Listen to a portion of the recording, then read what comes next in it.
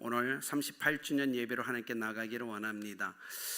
여러분, 인류 역사에 끊임없이 흐르는 것이 하나님의 긍휼이심을 믿으십니까? 하나님의 긍휼하심이 인류 역사를 움직여가고 있습니다. 그 인류 역사에 하나님의 긍휼하심이 흐르지 않는다면 인류는 예전에 망했을 겁니다.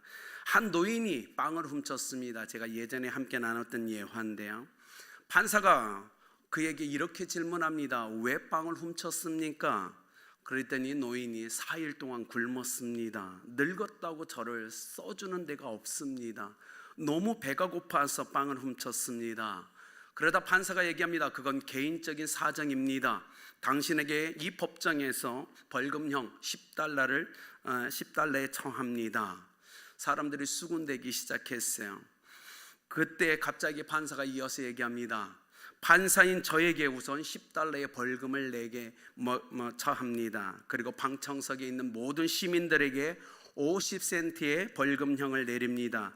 이 노인이 생존 후에 빵을 훔쳐야 할 정도로 어려움에도 불구하고 아무도 돕지 않은 것은 뉴욕 모든 시민의 책임이기 때문입니다. 위대한 판결이었죠. 그래서 뉴욕 시민이 그를 너무 사랑해서 붙여준 애칭이 작은 꽃이라는, 바로 우리가 잘 알고 있는 라과디아 판사였죠. 미국의 뉴욕의 두 번째 공항 이름을 라과디아라고 붙인 이유가 그분이 뉴욕 시민들한테 너무 큰 사랑을 받아서 그 존경심을 기억하고 그의 긍휼함을 새기자라고 해서 라과디아 공항을 만들었죠. 우리는 기억해야 합니다. 인류 역사뿐만 아니라 나의 삶, 여러분의 삶에도 하나님의 긍휼하심이 끊어지는 순간 우리는 하나님 앞에 설 수 없는 존재가 되어야 된다는 사실을 말입니다. 여러분, 오늘 보십시오. 우리가 짧은 38주를 맞아 제가 마태를 통해서 아름다운 꾀를 좀 우리가 생각해 봤으면 좋겠다. 그리고 나 자신을 좀 마태를 통해서 하나님의 어떠하심을 발견하는 시간 되었으면 좋겠다라고 제가 생각해서 오늘 말씀을 좀 준비했어요. 마태, 예수님의 삶을 보십시오. 예수님은 자격이 안 되는 사람들을 제자로 부르십니다. 오늘 등장하는 마태만 보아도 알 수 있죠. 마태의 이름의 뜻, 하나님의 선물입니다.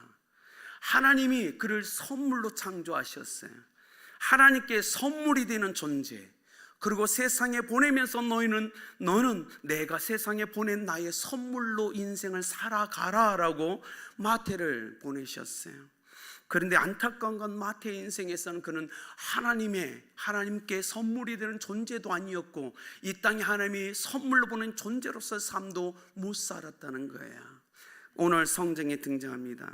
심지어 누가복음 3장 13절에 보면 침례 요한이 얘기하죠. 이르되 부가 된 것 외에는 거두지 말라, 세리를 향하여 외쳤던 그들의 부정부패를 책망했던 요한의 소리도 성경은 등장합니다. 그런데요, 어쩔 수 없었어요. 먹고 살아야 되니까. 결혼했잖아요. 자식이 있잖아요. 아내가 있잖아요. 어떻게 해야 되죠? 당장 내가 사랑하는 사람들을 먹여 살려야 되는데 인생을 살아가는 건 먹지 않고 어떻게 살아갑니까? 그러니 어쩔 수 없이 선택한 것이 세리였어요.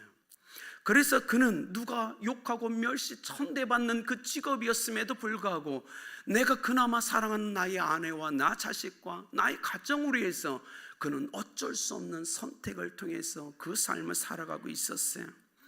어쩌면 이 땅에 있는 많은 크리스찬 중에서도 이런 마태 같은 삶을 오늘도 살고 있는 성도가 있지 않을까요? 악해서가 아닙니다.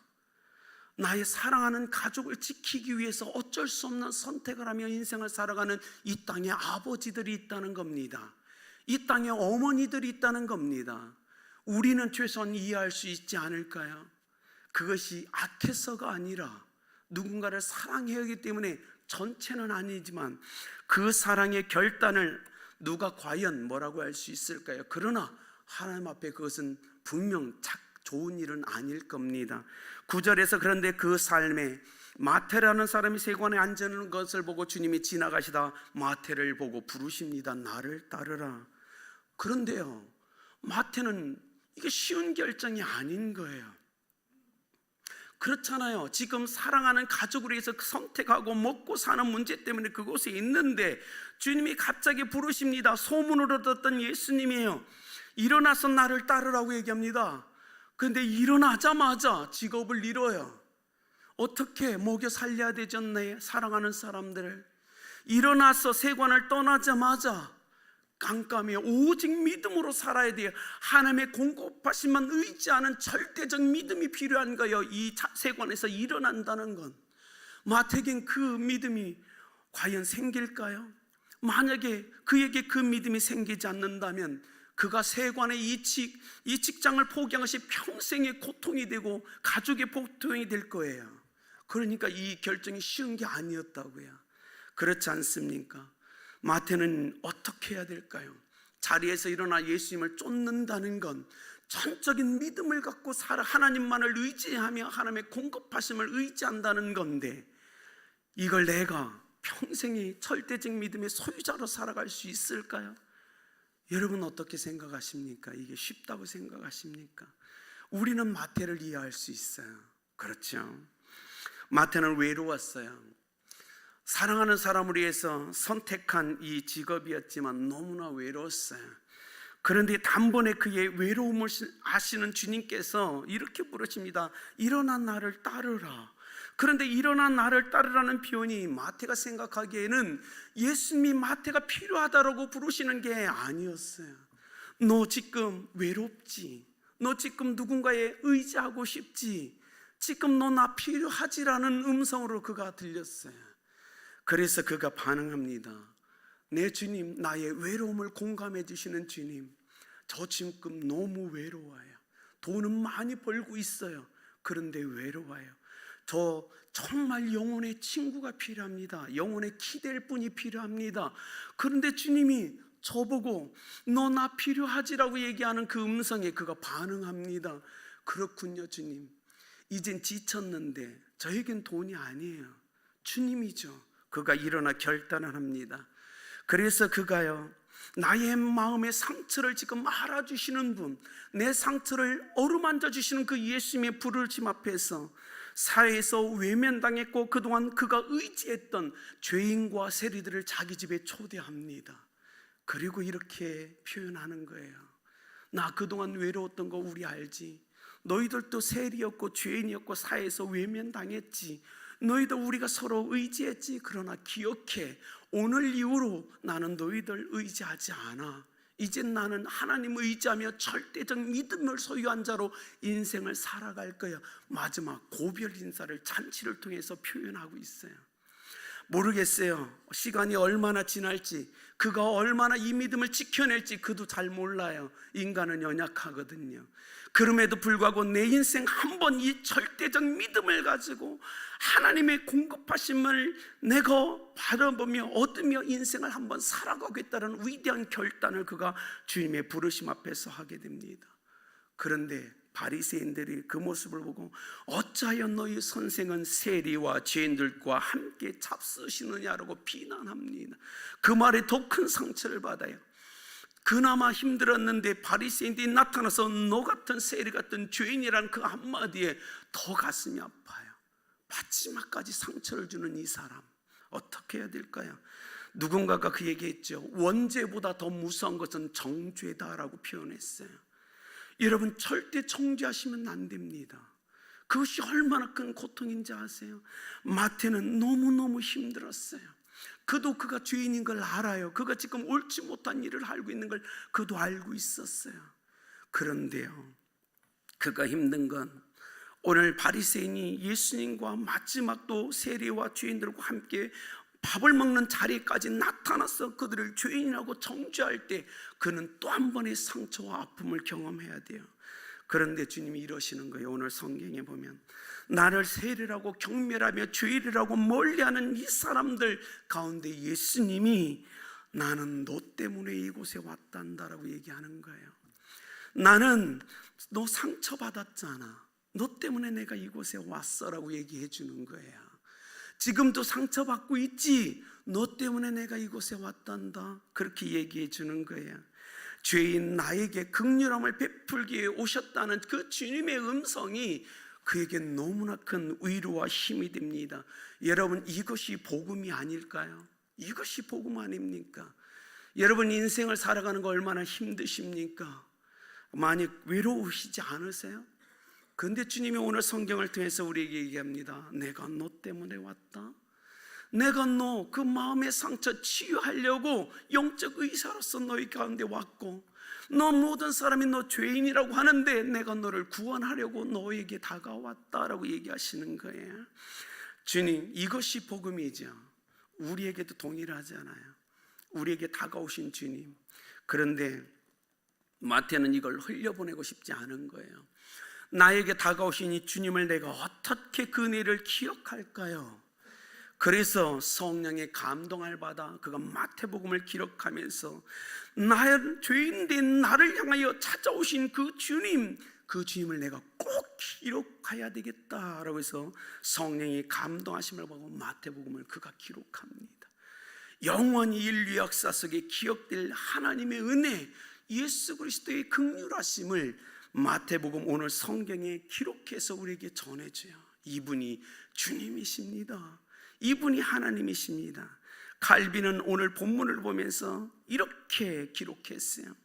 세리를 불러서 사도로 세우시기 위한 하나님의 은혜의 가장 좋은 본보기가 오늘 성경이다라고 칼빈은 얘기했어요. 세리를, 죄인을 사도로 부르는 영광의 자리로 부르시는 그 하나님의 가장 좋은 은혜의 본보기가 바로 오늘 성경의 본문이라고 칼빈은 얘기했죠. 부름받기 합당하지 못한 사람들을 불러서 하나님의 긍휼과 자비하심이 얼마나 큰지를 기록한 부분이 바로 오늘 성경이다라고 얘기하고 있어요. 여러분, 세상은 이들을 버렸죠. 이들을 외면했죠. 그러나 주님이 이들을 취하십니다. 은혜로 불러주십니다. 이렇게 불러냄을 받은 사람들이 뭘까요? 네, 교회인 것입니다. 아름다운 교회가 바로 그런 공동체죠. 여러분이 예수 그리스도를 믿을 때 세상은 여러분을 버렸어요. 내 편 아니거든요. 그러나 하나님이 취하셨어요. 그래서 우리가 오늘 이곳에 모여 있는 거예요. 그래서 오늘 이 가정에서 예배 드리는 거예요. 그것이 바로 교회 공동체인 것입니다. 마태를 통해서 우리는 교회를 발견해야 됩니다. 자, 부름받기에 합당하지 못한 사람들을 불러주셨기에 우리는 하나님 앞에서 그 어떤 것도 자랑해서는 안 됩니다. 우리는 은혜로 긍휼함으로 부름을 받았기 때문에 그래요. 그래서 교회는 하나님 앞에 자랑하면 안 돼요. 어떤 것도 자랑하면 안 돼요. 이건 부름받을 자격이 없는 사람을 하나님의 은혜와 긍휼로 부르심을 입었기 때문에 우리는 오직 하나님의 은혜만, 하나님의 긍휼하심만 높여야 됩니다.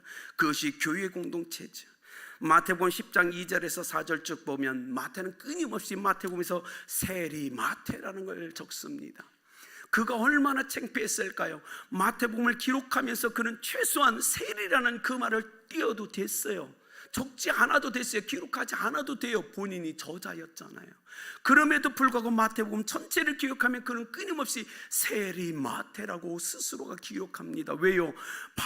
부름받기에 합당치 않은 세리였던 나를 보내주신, 나를 불러주시고 긍휼함을 외친 주님을 높이기 위해서, 주님을 극대화하시기 위해서, 그분의 영광을 더 높이기 위해서 그는 끊임없이 세리였던 나를 불러주시고 구원하신 하나님 예수 그리스도의 긍휼을 드러내기 위해서 이 신분을 기록하고 있다는 겁니다. 여러분, 예수님에게 마태가 필요해서 예수님이 다가온 게 아니죠. 마태에게 예수님이 필요했기 때문에 예수님이 다가오셨죠. 안 그렇습니까? 그런데요, 마태는 알고 있었죠. 지금은 내가 필요해서 주님이 다가오셨지만 언젠가는 나도 주님께 필요한 존재가 되겠지. 그것이 교회여야 된다는 겁니다. 하나님이 자격 없는 우리를 불러주셨어요. 왜요? 우리에겐 주님이 필요했거든요. 그러나 신앙생활하면서 10년, 20년, 30년이 지나가면서 우리가 이제는 성장하고 성숙되며 변화되어 하나님께, 그리스도께 필요한 존재가 되어야 된다는 겁니다. 마태의 삶을 통해서 오늘 교회에게 주시는 예수님의 바로 교훈은 그겁니다.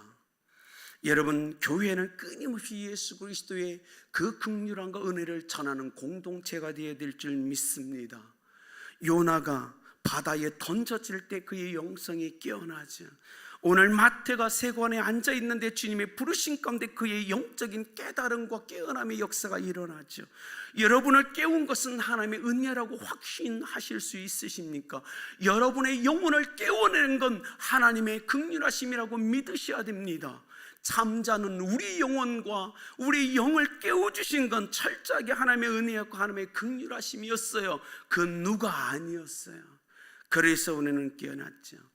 여러분, 하나님의 음성이 없었다면, 은혜로 우리를 하나님의 음성으로 불어주시지 않았다면 우리는 순종할 수 없었다는 겁니다. 그렇기 때문에 오늘도 변함없이 은혜가 없는 인생에게서는 순종을 찾아볼 수 없다는 사실입니다. 여러분, 바리새인들의 문제가 뭐였을까요? 바리새인들의 문제는 이겁니다. 죄인을 멀리하고 피하는 데는 아주 탁월한 인생을 살았어요. 바리새인들은 죄인들을 멀리하는데 아주 탁월했죠. 그들을 판단하며 헤아리며 비방하는데 아주 탁월했죠. 문제는 그들은 죄를 피하지는 않았고 죄에 대해서는 엄격하지 않았던 것이 문제였다는 겁니다. 그는 스스로 율법을 해석하고 읽고 해석하면서 누가 죄인인지는 정확히 알고 있었어요. 그리고 엄격했어요. 그런데 그 자신들이 그 죄에서 엄격한 삶을 살지 않았다는 겁니다. 여러분, 죄를 멀리하고 피하지 않은 바리새인들을 보십시오. 죄를 미워하라고 그렇게 주님이 얘기하셨는데 그들은 죄를 미워하지 않고 죄인을 미워했어요. 그들의 철저한 실패였죠.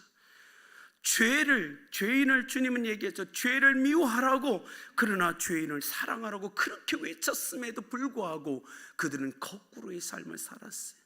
죄인을 비판했고 판단했고 멀리하면서 철저하게 죄와는 거리감을 두지 않았어요. 어쩌면 우리의 삶이 아닙니까?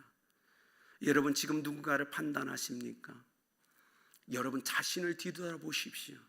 여러분 자신이 정말 죄에서 멀리 떠나 있으십니까? 오늘 마태의 삶을 통해서 우리 교회가 회복해야 될 메시지를 우리는 기억해야 돼요. 아닙니다. 다른 사람 보시면 안 됩니다. 나를 봐야 되는 거예요. 성경을 철저하게 너 자신을 보라고 얘기하는 거예요. 여러분, 우리는 그래야 됩니다. 여러분, 오늘 메시지처럼 철저하게 죄를 미워하십시오. 그러나 죄인을 미워해서는 안 됩니다. 그들도 하나님의 긍휼과 은혜가 필요하고 그들도 구원받아야 될 사람들이에요. 그들을 여러분이 제쳐주는 순간 여러분은 그리스도인답게 삶을 살지 못할 겁니다. 사명이 소멸될 겁니다. 우리는 철저하게 기억해야 돼요. 그런데 바리새인들 보십시오. 그들은 스스로 의인인 채 합니다. 누가복음 18장 9절에 또 자기를 의롭다고 믿고 다른 사람을 멸시하는 자들에게 이 비유를 말씀하시되 하나님이여, 나는 다른 사람들 곧 토색 불의 간음을 하는 자들과 같지 아니하고 이 세례와도 같지 아니함을 감사하나이다. 나는 일회에 2번씩 금식하고 또 소득의 11조를 드리나이다. 하나님의 은혜 앞에 전부 자기 자랑만 합니다. 여러분 기억하세요. 하나님의 은혜는 단 한 번도 하나님의 은혜 옆에 우리의 공로를 세운 적이 없다는 사실입니다. 철저하게 기억하셔야 돼요. 하나님의 은혜는 절대 우리가 이 세상에 있던 그 어떤 공로도 옆에 세워주지 않아요. 그런데 바리새인들은 하나님의 은혜 앞에 철저하게 자신들의 공로와 자랑을 그 앞에 세워놓은, 이것이 그들의 실패였어요. 그래서 로마서 10장 10절에서 12절 기록된 바 의인은 없나니 하나도 없으며 깨닫는 자도 없고 하나님을 찾는 자도 없고 다 치우쳐 함께 무익하게 되고 선을 행하는 자는 없나니 하나도 없도다. 이 땅에 존재하는 모든 사람이 죄인들이라고 얘기합니다. 50보 10보죠. 오늘 보십시오. 자기들이 죄인이라고 인정하지 않는 자는 예수 믿지 않아요. 자기가 죄인임을 인정하고 인식하지 않는 사람은 그리스도를 필요로 하지 않습니다. 최소한 오늘 예배자로서 알고 있는 여러분은 인정하셨잖아요. 내가 죄인이란 사실을. 그렇다면 평생에 우리 해야 될 것은 사랑인 것입니다. 여러분 그걸 얘기했죠. 그래서 오늘 성경에 예수님과 함께 식탁에 모여있는 사람들을 보십시오. 누구죠? 세리와 죄인들이에요. 그들은 그들의 존재를 알았어요. 그래서 주님과 함께 밥상에 마주 앉아 주님의 음성을 들으며 그들이 치유와 회복을 경험하는 거예요. 여러분 12절에 그래서 이렇게 합니다. 예수께서 들으시고 이르시되 건강한 자에게는 의사가 쓸데없고 병든 자에게야 쓸데있느니라. 주님이 이렇게 얘기합니다. 이 땅의 모든 사람은 병들어 있단다. 이 땅의 모든 사람들은 아파하고 있어. 그래서 내가 이 땅에 온 거야 라고 얘기해요. 마태, 너 아프지? 너 병들어 있지? 그리고 그 옆에 있는 수많은 세리와 주인들, 아니요 심지어 바리새인까지, 너희들 아프지? 너희들 병들어 있다는 걸 볼 수 있어야 돼. 그 얘기를 하는 거예요. 주님은 영적 의사시였죠. 그래서 얘기하는 거예요. 너희가 나를 필요로 해서 내가 이 땅에 왔단다 라고 메시지를 던지는 겁니다. 여러분 아프시지 않으세요? 주님이 얘기합니다. 여러분 우리는 모두 다 병든 인생이라고요. 아파하는 인생이라고요. 우리에게 누가 필요하다고요? 예수님이요. 그래서 예수님이 얘기합니다. 그래서 내가 왔단다. 이게 복음이잖아요. 여러분 우리가 이 아름다운 공동체가 평생에 무엇을 해야 될까요? 바로 이 복음을 전하는 삶을 살아가야 돼요. 주변에 있는 수많은 사람들 만나면 아프지, 힘들지. 그래서 예수님 오셨어. 그 복음을 전해줘야죠. 안 그렇습니까? 우리 스스로 치유할 수 없는 병에 걸려 아파하는 인생, 그를 위해서 주님이 오셨습니다. 그래서 얘기하죠. 여러분 건강한 자에게는 의원이 필요 없습니다. 병든 자에겐 의원과 의사와 병원과 약이 필요한 거예요. 여러분 병원에 가면 의사들이 뭐라고 하는지 아세요? 첫 번째, 어디가 아프세요? 라고 질문합니다. 당신은 당신이 아픈 곳을 알고 있습니까? 라고 첫 번째 질문하는 거예요. 그런 때 누군가는 아니요 잘 모르겠어요. 그때 뭐라고 하죠? 그럼 검사를 해봅시다. 정밀 검사를 통해서 내 안에 내가 알지 못하는 병들을 찾아내주잖아요. 예수님께 나아가는 우리의 삶이 그래야 된다는 겁니다. 주 앞에 나가서 주님 나 여기 아파요. 그래 이리 와봐. 내가 한번 살펴볼게. 그런데 얘야 그거 말고 아픈 데가 또 있구나. 정밀 검사를 주님 앞에서 받아야죠. 내가 알지 못했던 나의 아픈 병든 것, 영혼이든 육체든 혼이든 정서적이든 감정적이든 치유받아야죠. 주님께 나가는 자 분명 주님이 치유해 주실 줄 믿습니다. 먼저 나가십시오. 나가서 얘기하세요. 하나님 나 여기 아파요. 그리고 하나님 내가 뭐 알지 못하는 내 아픈 부위 치료해 주세요라고 간구하는 게 바로 교회여야 된다는 겁니다. 13절을 그래서 이렇게 합니다. 내가 긍휼을 원하고 제사를 원치 않으라 하신 뜻이 무엇인지 배우라. 여러분 지금 주님은 이렇게 얘기하는 거예요. 나는 긍휼을 원하지. 긍휼을 원해. 그래서 성경은 긍휼히 여기는 자는 산상전에 긍휼히 여김을 받을 거라 얘기했고, 긍휼히 여김을 베풀지 않는 자, 긍휼 없는 심판이 그에게 임한다고 성경은 얘기했고, 주님이 오늘 우리에게 얘기하는 것 선한 사마리아처럼 긍휼함을 가지고 인생을 살아가는 제자들을 주님은 찾고 있다는 것. 주님이 마태를 부르시는 이유는 바로 그거였어요. 너 있잖아, 긍휼함을 소유한 제자로 살아가야 돼. 이 메시지를 하고 있었어요. 왜요? 그 당시 이스라엘 위대한 선생들이 있어요. 심지어 지금 있는 바리새인, 성경에 능통한 자, 성경을 연구하는 자, 바리새인들로 말미암아 하나님의 뜻을 이루지 못해요. 왜요? 성경은 잘 알고 있지만 그들에겐 긍휼함이 없었거든요. 그래서 주님이 새로운 제자를 그들 앞에서 마태를 부르시는 겁니다. 내가 원하는 제자는 성경에 능통한 게 아니야. 긍휼함이 있는 거야. 긍휼함이 세상을 치유할 수 있고 구원할 수 있거든. 마태, 너만은 긍휼함을 가지고 살아가라. 나는 긍휼함이 없는 바리새인을 원하지 않는단다라고 얘기했어요. 아름다운 공동체 38주년을 맞습니다. 우리 다시 헌신해야 됩니다. 하나님, 아름다운 공동체는 긍휼함이 넘치는 제자들이 되게 하여 주십시오. 아름다운 교회는 긍휼이 넘치는 제자가 되어 주님이 바리새인을 선택한 거 아니라 긍휼함이 넘치는 제자를 원하셨던 그 예수님의 마음을 소유한 아름다운 공동체가 되어 세상을 변화시키고 세상을 구원하며 세상을 치유하는 사람들이 되게 해달라고 우리는 기도해야 되는 거예요. 여러분, 38주년 모르겠어요. 올해 38주년, 올해 2023년 주님이 아름다운 교회를 통하여 어떤 일을 이루시고 역사하실지 저도 잘 몰라요. 그러나 기대감이 있어요. 하나님 아름다운 교회 포커스 같은 긍휼함을 부어주십시오. 그렇다면 우리는 주님의 제자로서 올 한 해를 멋지게 살아갈 수 있습니다. 성도 한 사람 한 사람이 하나님의 긍휼함을 소유한 제자가 되게 해주세요. 저는 그 기도를 했어요. 13절 주님 얘기하죠. 나는 의인을 부르러 온 것이 아니요 죄인을 부르러 왔더라. 이 땅의 모든 사람은 죄인이지 그들에겐 구원이 필요하지. 그래서 내가 왔단다. 로마서 3장 23절 모든 사람의 죄를 범하였음에 하나님의 영광이 이르지 못하더니 이 땅의 모든 사람은 죄인이란다. 그들에겐 하나님의 긍휼, 구원의 긍휼이 필요하단다 얘기하시는 거예요. 여러분 기억하십시오. 이 땅에 살아가는 모든 사람들은 최소 한 가지 이상의 결핍을 가지고 인생을 살아가고 있다는 사실입니다. 38년 병들었던 이 병자가 자신을 도와줄 사람을 38년 동안 기다린 것처럼 우리 평생의 주님을 기다렸잖아요. 세상이 그렇게 기다렸고 인류 역사에 우리의 조상들이 38년 병든 사람처럼 우리를 도와줄 사람을 기다렸을 때 하나님이 이 땅에 예수님을 보내주셨잖아요. 그분을 통해서 우리에게 이 긍휼함, 은혜를 받은 거 아닙니까? 우리의 결핍을, 최소한 영적인 결핍을 가장 완벽하게 해결해 주신 거 아닙니까? 이것이 하나님의 긍휼이라는 겁니다. 오늘 이 마태 이 잔치에 참여한 사람들, 그들은 병들었고 그들은 죄인들이었어요. 그것이 하나님의 긍휼하심이 부어지기 시작합니다.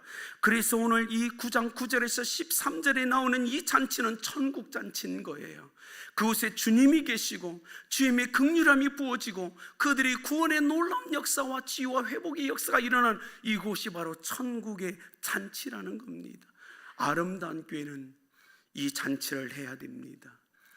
하나님 우리를 통해서 하나님 나라의 잔치가 끊임없이 일어나야 돼요. 저는 간절히 원합니다. 제가 할 수 있는 건 아니지만 우리가 말씀을 나누며 치유되고 회복되는 공동체를 통해서 하나님이 허락하실 줄 믿습니다. 여러분 그걸 위해서 우리는 먼저 치유돼야 돼요.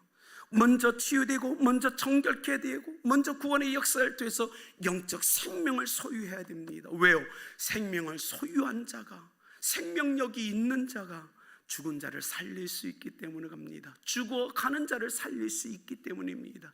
그래서 주님은 오늘 마태 그를 치유하시고 그를 정결케 하시고 그를 구원하시고 그에게 생명을 주셔서 그로 말미암아 죽어가는 자를 살리는 구원케 하는 역사를 위임하신다는 사실이에요. 여러분 이제 결론을 맺을까요? 여러분 마태는 그의 이름처럼 평생에 하나님 앞에 선물인 존재로 살아가기를 예수님을 만난 후에 결단했어요. 여러분도 하나님의 선물 아닙니까? 그렇죠? 여러분 지나간 시간을 보지 마세요. 이미 우리 게 아니에요. 오늘 이 38주년을 맞는 성도님들, 여러분이 세상에 보낼 하나님의 선물로 살아가시길 예수님의 이름으로 축복합니다. 이제는 내가 필요해서 다가오셨던 주님 앞에 아름다운 교회는 이제 주님께 필요한 존재로서 살아가시길 예수님의 이름으로 축복합니다. 그것이 주님이 원하는 것 아닐까요? 38주년을 맞이하며 우리 다시 한번 결단합시다. 주님의 긍휼과 은혜를 마태복음에 기록하여 인류가 끝날 때까지 영원히 쇠하지 않는 말씀으로 우리에게 선물로 준 것처럼 여러분의 삶에 하나님의 은혜를 선망하게 기록하시길 예수 그리스도의 이름으로 축원드립니다. 기도하겠습니다. 아버지 하나님, 살아계시고 역사하신 하나님, 아름다운 교회를 38년간 지켜주시고 보호해 주셨던 하나님의 은혜를 찬양합니다. 올 한 해 하나님께서 이루실 놀라운 일들을 기대합니다. 아버지 하나님 역사하여 주옵소서. 지금 성도님들 영혼이 죽어 있다면 저들의 영혼을 깨워 주십시오. 죽어가고 있다면 살려 주십시오. 긍휼함이 없다면 긍휼함을 부어 주십시오. 그래야 그리스도의 제자답게 인생을 살아가게 하여 주옵소서. 마태처럼 세상에 보낸 받은 하나님의 선물로서 살아가며 하나님 주님 앞에 필요한 존재로서 살아가는 저희가 될 수 있도록 역사하여 주옵소서. 그런 아름다운 교회가 되도록 축복하실 하나님을 높여드리며 예수님의 이름으로 기도드렸습니다. 준비하신 헌금 주님 앞에 드리